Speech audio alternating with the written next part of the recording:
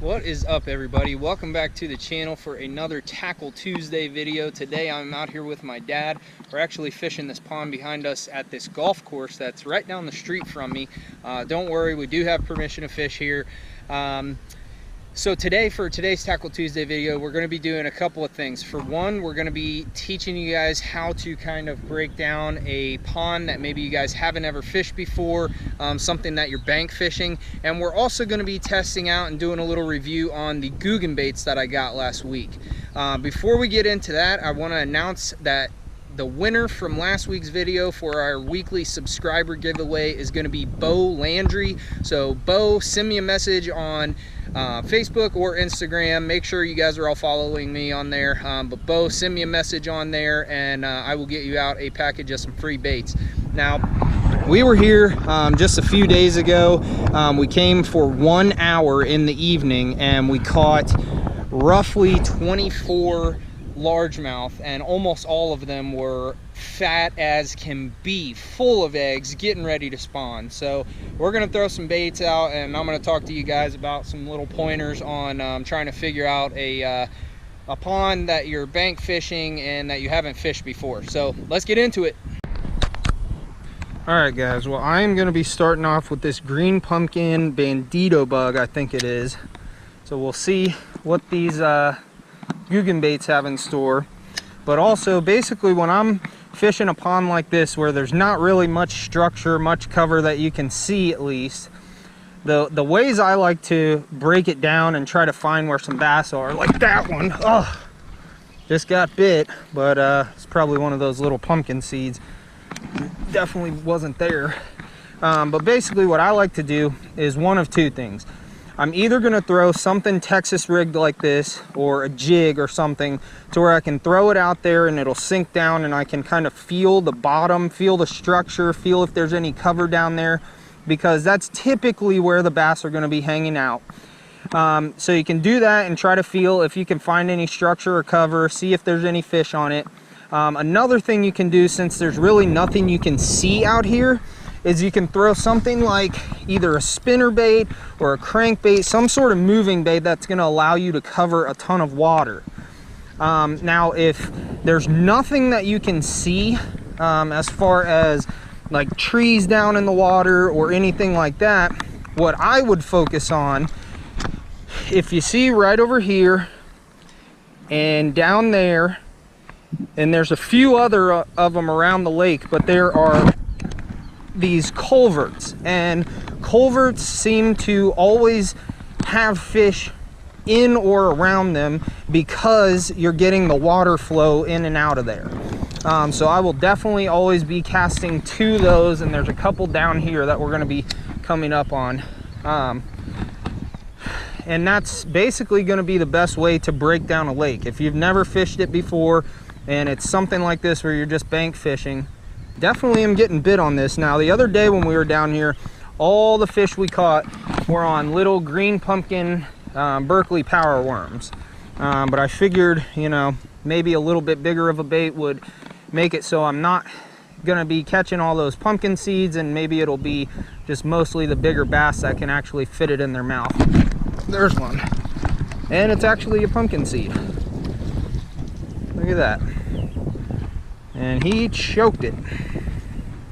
So first fish for me. See that, Dad? Little pumpkin seed. Yep. So pretty looking fish. Just definitely not the species we're looking for, but definitely was enticed to go after the green pumpkin Bandido bug. Now, right now in Ohio, the bass, at least around here, have not spawned yet, so they're all up really shallow. So this time of year you could definitely throw up more shallow, see if you can bit there before you move offshore and start searching for stuff.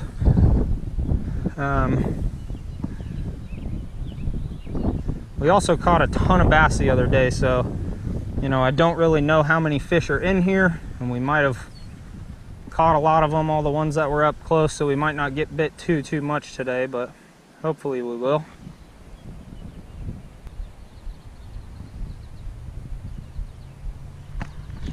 Yep, there it is.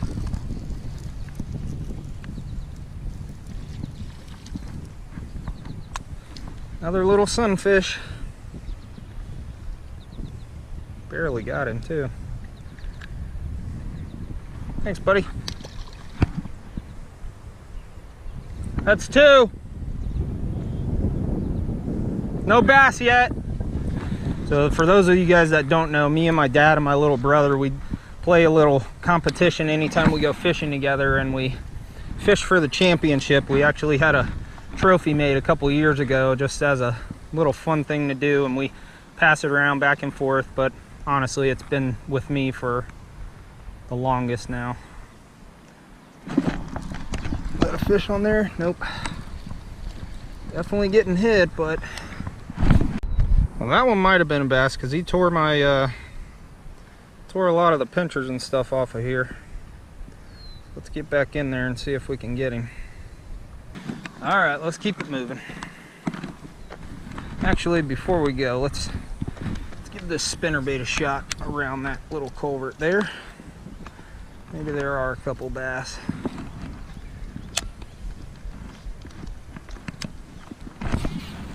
Whoa, almost got a big old backlash. All right, we'll do one more since we got hit there pretty good.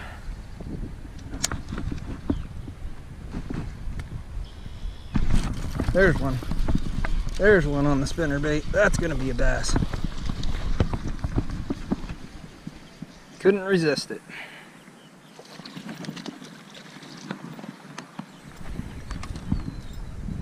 All right, through the top of the mouth. Look at that, swiped at it, got it, but all right, well, finally got one.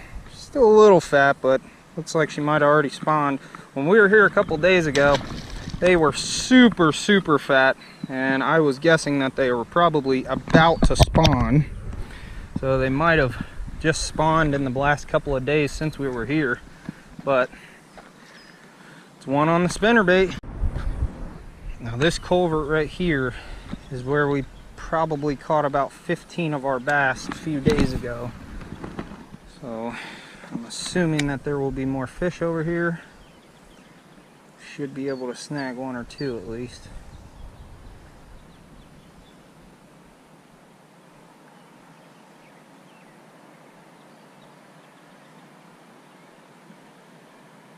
Definitely just got tapped.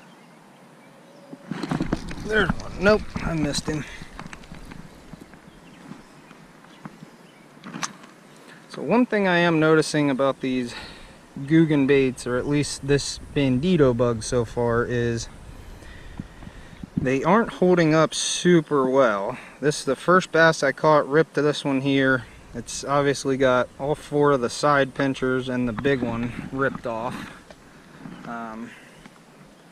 So far it's not holding up extremely well, but I have been dragging it around and catching a couple of fish on it at least. There's one. Whoa, almost fell. And it was another pumpkin seed and I lost it. Okay, let's try the spinnerbait out. It seems like every bite I get on that Bandido bug is a pumpkin seed.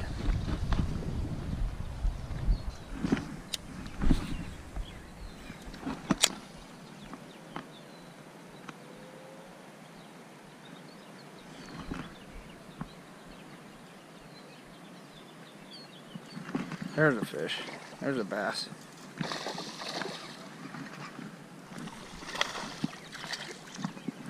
Pretty decent one. Come down here and get her. Oh, she's still fat as can be. She definitely has not spawned out yet. Ooh. Oh yeah, big old fatty. Big fat fatty. Look at that fish. That is a pretty fish. Actually, might be a spot. All right, nice. That's 2. Nope. Another one I missed. So far, I am not a fan of these Googan baits. They are just completely breaking non-stop every little hit I get, they're totally breaking apart. Very non-durable. But, I mean, they're getting bites.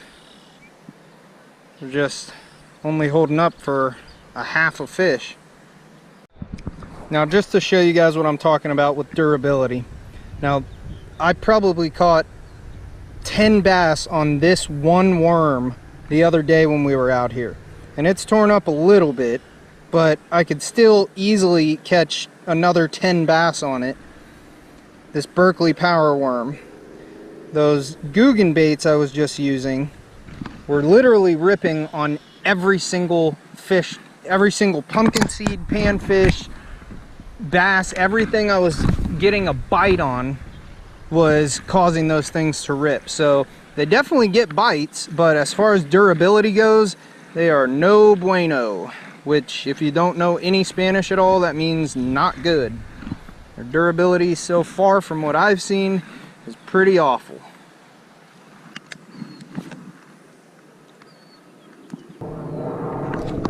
There's a bass.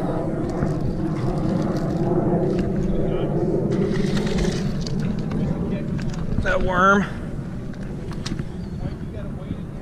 Yeah, a little bit.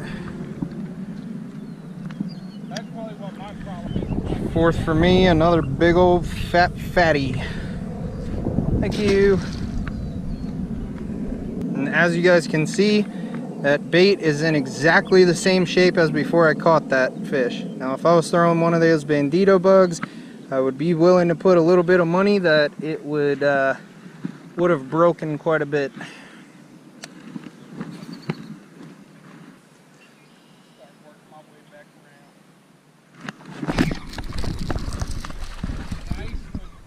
It's alright, it's not anything to brag about. He came out and grabbed it. You're using a worm too, aren't you? Yep. See? Way down in him. There we go, there's number 5, another big old fatty. I mean, this should be like a 3/4 of a pound or maybe a pound bass, and it's probably 2.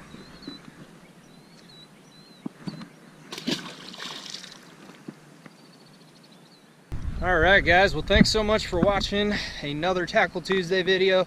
Hopefully you stayed tuned up to this point, because I forgot to mention this week's question. What I want to know is, if you guys have used Googan Baits before, have you found the durability of them to be basically what I experienced here, where they're pretty much ripping on every bite, it seems like.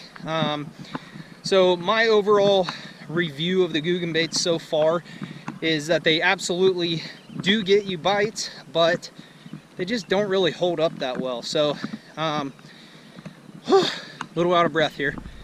If you guys want to be entered into the weekly subscriber giveaway, just make sure you guys are subscribed. Hit that button below. I also have noticed that like 80% of my views are coming from people who are not subscribed. So if that's you, just click that subscribe button. It really helps me out. I seriously appreciate it, and it just takes a second. But if you want to be entered into the weekly giveaways, all you have to do is be subscribed and comment down below to whatever the weekly question I pose is. And this week I'm curious if you have used the Googan Baits, if you have found them to be pretty non-durable, same as I just experienced.